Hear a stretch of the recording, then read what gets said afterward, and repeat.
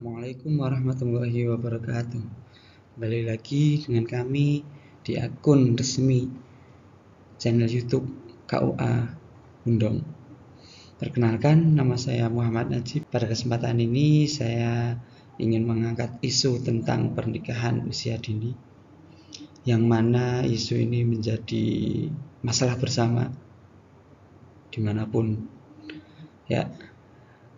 Dan pada kesempatan ini saya membuat video ini sekaligus sebagai syarat kelulusan saya dalam mengikuti pelatihan dasar CPNS yang sedang berlangsung.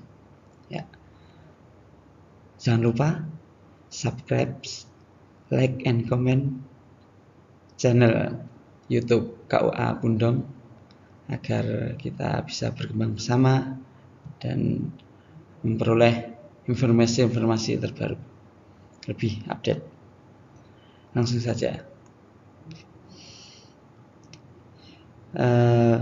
Video ini saya beri judul Media Sosialisasi Pencegahan Pernikahan Usia Dini.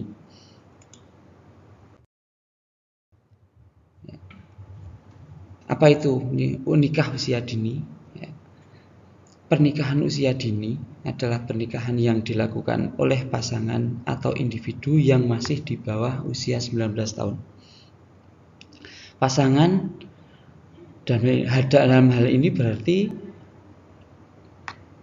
dua orang atau masing-masing individu yang menikah, laki-laki dan perempuannya, masih di bawah usia 19 tahun, atau kalau individu berarti dikatakan salah satunya laki-laki atau perempuan masih di bawah usia 19 tahun.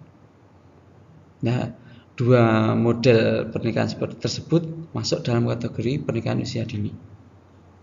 Batasan usia nikah tersebut, yakni 19 tahun, tercantum dalam Undang-Undang Pernikahan tahun nomor 16 tahun 2019.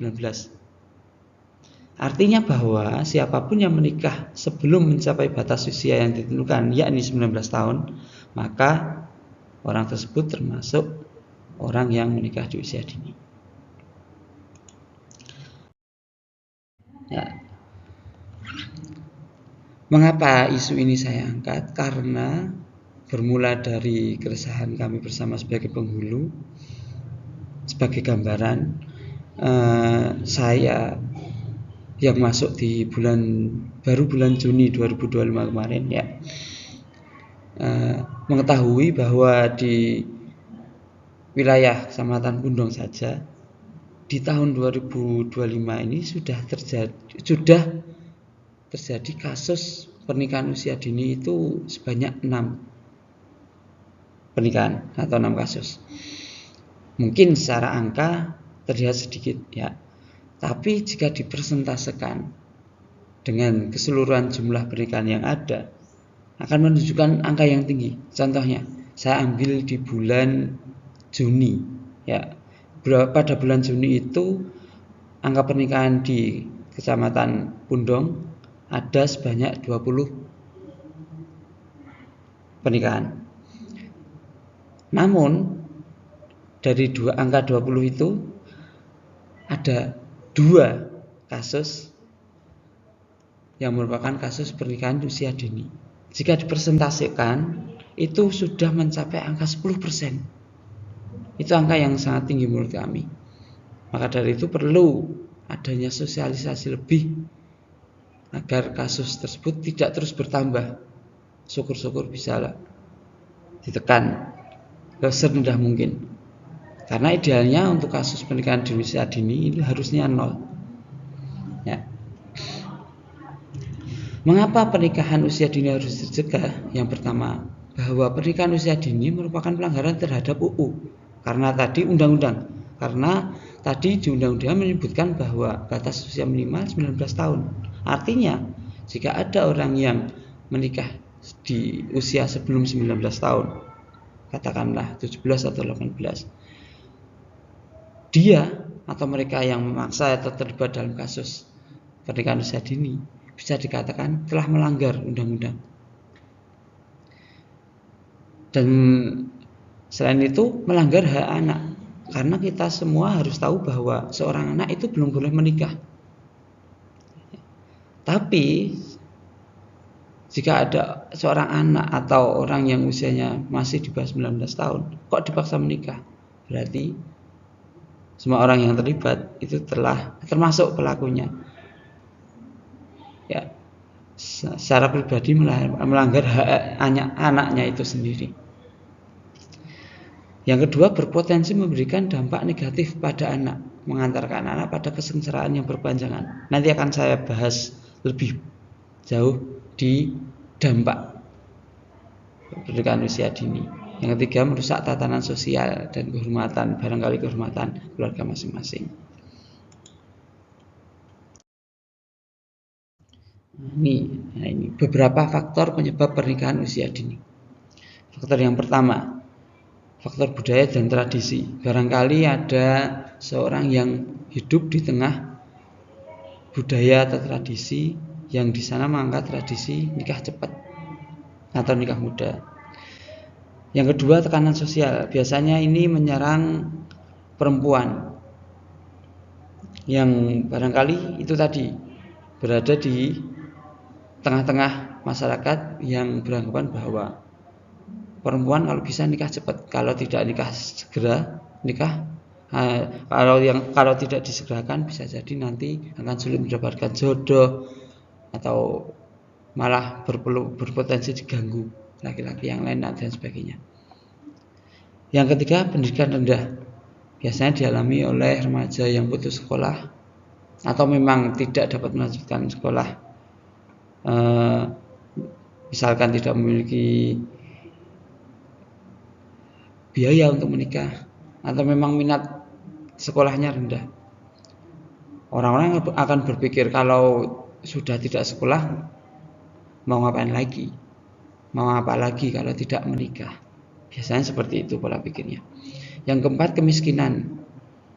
Mohon maaf, ini biasanya terjadi pada keluarga yang secara ekonominya rendah tapi memiliki banyak anak.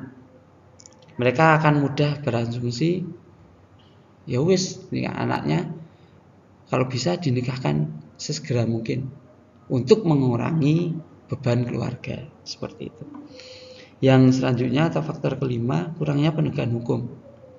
Yang saya maksud di sini memang negara sudah menentukan dengan undang-undangnya bahwa batas usia menikah 19 tahun. Namun negara belum memberikan solusi atau penegakan hukum ya bagi mereka yang melanggar undang-undang itu atau nekat melakukan pernikahan di bawah batas minimal. Punishment atau apa yang harus diterima, konsekuensi apa yang harus diterima. Nah, itu sampai sekarang belum final ya, belum pasti. Dari situ orang akibatnya apa? Orang itu tidak begitu takut untuk menikah di usia dini karena memang penegakan hukumnya bagi yang melanggar belum tuntas atau belum konkret. Yang keenam, interaksi lawan jenis terlalu bebas. Ya, ini sudah menjadi rahasia umum bersama bahwa memang untuk saat ini umumnya penyebab utama pernikahan dini karena faktor hamil di luar nikah. Dan pernikahan dini, ironisnya pernikahan bagi yang sudah terlanjur hamil di masyarakat dianggap sebagai solusi.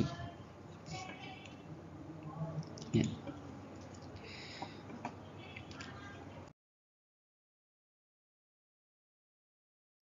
Lanjut ke dampak pernikahan usia dini.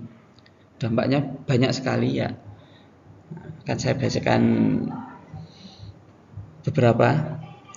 Dari mulai dampak kesehatan, yaitu kehamilan beresiko tinggi. Ya. Jika ada seorang wanita atau perempuan yang belum sampai 19 tahun, artinya dia masih remaja,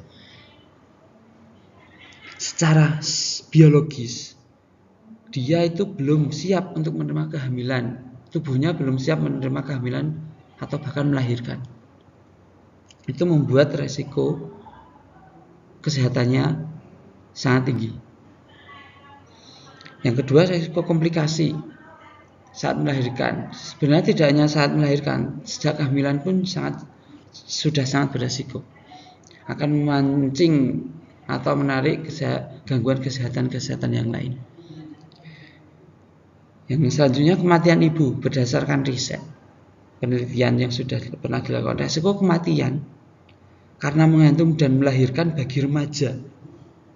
Ini perempuan yang masih remaja ya, bukan perempuan dewasa, adalah 5 kali lipat dibandingkan perempuan dewasa. Artinya simpelnya gini, misalkan di suatu tempat ada 10 orang, 10 ibu atau 10 perempuan di usia sudah dewasa yang menikah dan mengandung dan kemudian melahirkan. Resiko kematiannya itu misalkan dikatakan 1 banding 10. Jadi misalkan ada 10, itu resiko kematiannya 1. Namun jika itu terjadi pada remaja yang mengandung dan melahirkan, resikonya 5 kali lipat. Artinya misalkan ada 10 remaja putri atau remaja perempuan yang mengandung dan melahirkan, itu bisa jadi resiko kematiannya itu 5 diantaranya sangat terancam. Seperti itu bahayanya. Selanjutnya, kematian anak disebabkan oleh kekurangan gizi atau stunting karena harus berbagi gizi dengan ibunya. Ya, karena memang ibunya sendiri masih di usia pertumbuhan, usia remaja pertumbuhan. Jadi asupan gizi yang masuk ke dalam tubuh sang ibu itu harus dibagi pada anaknya dan ke ibunya. Atau misalkan resiko kematian anak bisa jadi itu sejak di kandungan. Ya, kalau misalkan itu selamat, resiko selanjutnya yaitu bayi lahir prematur atau dengan berat badan yang rendah, atau bahkan konsekuensi terburuknya adalah cacat permanen karena memang sejak dalam kandungan tidak menerima asupan gizi yang cukup.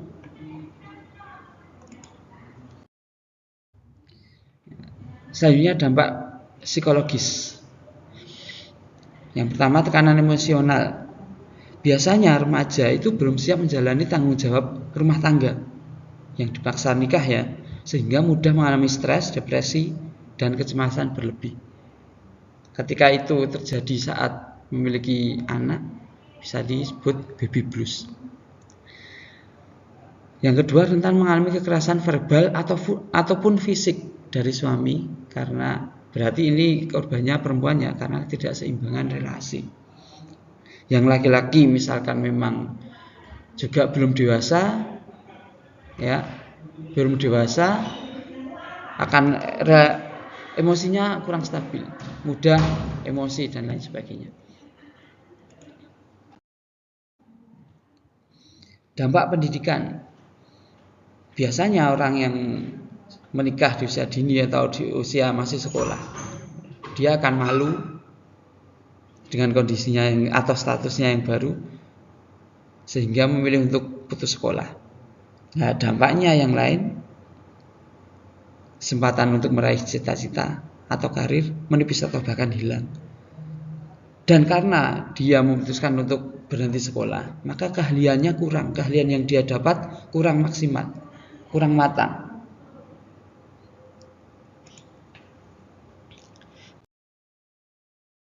Dampak yang lain atau dampak berikutnya yaitu dampak ekonomi. Satu, kemiskinan. Karena dia menikah dalam kondisi yang laki-lakinya belum memiliki pekerjaan yang layak atau tetap, ya, otomatis penghasilannya juga tidak menentu.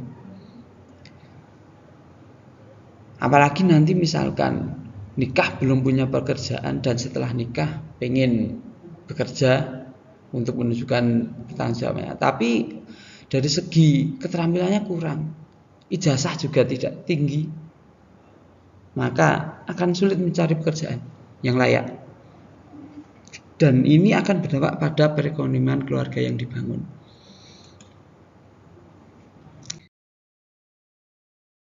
Ya, dampak selanjutnya dampak sosial. Dampak sosial, satu, isolasi sosial yang ditandai dengan batasan pergaulan dan kehilangan masa remaja. Yang biasanya dia itu fasenya masih fase berkumpul dengan teman-teman remaja atau pemuda-pemuda, tapi karena sudah menikah terbatas jadi pergaulannya. Ada tuntutan yang lain yang sebenarnya belum siap dia terima. Ini sebagai misalkan yang laki-laki sebagai kepala keluarga baru. Selanjutnya kesulitan beradaptasi. Tidak semua remaja itu mudah dalam beradaptasi. Ya, apalagi karena memang dia masih remaja, tapi dituntut untuk beradaptasi di lingkungan sosial yang lebih tinggi, yaitu bersama bapak-bapak lingkungan dewasa ya. Karena memang barangkali perbedaan usia yang jauh. Seperti hanya kita misalkan kalau ngobrol dengan usia paling nyambung itu ya dengan sama usianya yang tidak bisa jauh atau teman sebaya.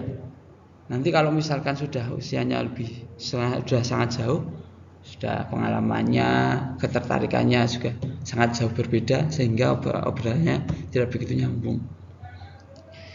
Nah, yang terakhir ini diskriminasi atau bahkan stigma negatif dari masyarakat. Karena dia melakukan pernikahan di usia yang sangat muda. Apalagi pernikahan itu disebabkan oleh kehamilan duluan. Sehingga merusak kehormatan keluarga dan tatanan sosial. Ya. Selanjutnya, strategi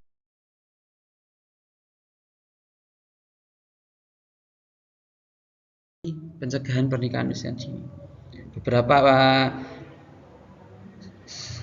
strategi pencegahan yang dapat kami tawarkan, yakni satu, pendidikan seksual dan pendidikan sejak dini. Bertujuan untuk mengetahui bahwa secara biologis khususnya tubuh perempuan kapan sih untuk siap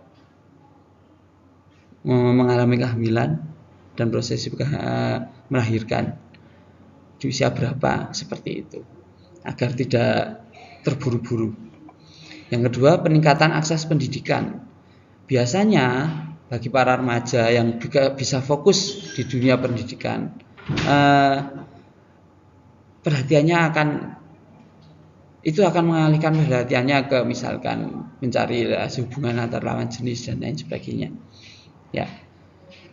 Nomor 3, sosialisasi dan kampanye. Jelas ini suatu cara pencegahan yang harus diimbangi dengan intens, ya, sosialisasi lebih intens. Bahkan kalau bisa sampai ke sekolah dan masyarakat. Dan kalau perlu disertai dengan bahaya-bahaya pernikahan dini agar remaja sadar bahwa pernikahan usia dini itu banyak madharatnya, banyak bahayanya, sehingga akan sadar diri untuk dihindari. Yang keempat, pemberdayaan ekonomi. Ini berkaitan dengan keluarga tidak mampu tadi. Misalkan masih ada keluarga yang secara ekonominya kurang mampu, kalau bisa diberi dorong perekonomiannya, dimodali dan lain sebagainya, biar tidak fokusnya tidak bagaimana menikahkan anaknya secepat mungkin untuk mengurangi beban ekonomi tadi. Ya. Yang kelima, penguatan regulasi berkaitan dengan penegakan hukum, ya, dengan undang-undang hukum, undang-undang pernikahan dan undang-undang perlindungan anak. Jika regulasi atau memang ancaman atau hukuman yang diberikan itu lebih jelas, barangkali itu akan bisa menekan atau membuat seseorang atau orang tua berpikir 2 kali untuk menikahkan anaknya. Yang keenam, pengawasan pergaulan remaja agar tidak terjerumus dalam hal-hal yang negatif. Ya, ini saya pribadi pengen mengajak masyarakat luas siapapun yang menonton video ini untuk mari bersama-sama meningkatkan kesadaran untuk melakukan pengawasan bersama terhadap pergaulan remaja yang semakin hari semakin meresahkan. Ya, jangan tunggu, oh itu bukan keluarga kita, bukan anak kita. Jangan tunggu seperti itu, karena nanti khawatirnya ketika semua orang bermindset seperti itu, tapi suatu ketika itu terjadi pada keluarga kita, penyesalan yang ada, yang tinggal kita dapatkan. Ya, mari jangan siapapun itu, jika memang sudah terlihat atau terindikasi dan terjerumus dalam pergaulan yang terlalu jauh, untuk siapapun yang melihat, untuk melakukan peneguran dan sebagainya agar tidak berlarut-larut. Yang terakhir, strategi yang terakhir, ya ini peningkatan pendidikan dan pendampingan keagamaan agar setiap remaja atau individu lebih memahami batasan-batasan dalam pergaulan, terutama kepada lawan jenis dan yang bukan mahramnya. Ini fungsinya misalkan ya kita sadari bahwa kita tidak bisa setiap saat atau dimanapun bisa melakukan pengawasan terhadap pergaulan remaja. Nah, harapannya dengan peningkatan pendidikan dan pendampingan keagamaan akan meningkatkan kesadaran mereka secara religius, agar walaupun misalkan saat ada interaksi dengan lawan jenis yang di situ berada di luar pengawasan, mereka akan sadar dengan sendirinya untuk tidak melakukan hal-hal yang dilarang oleh agama atau lebih jauh lagi.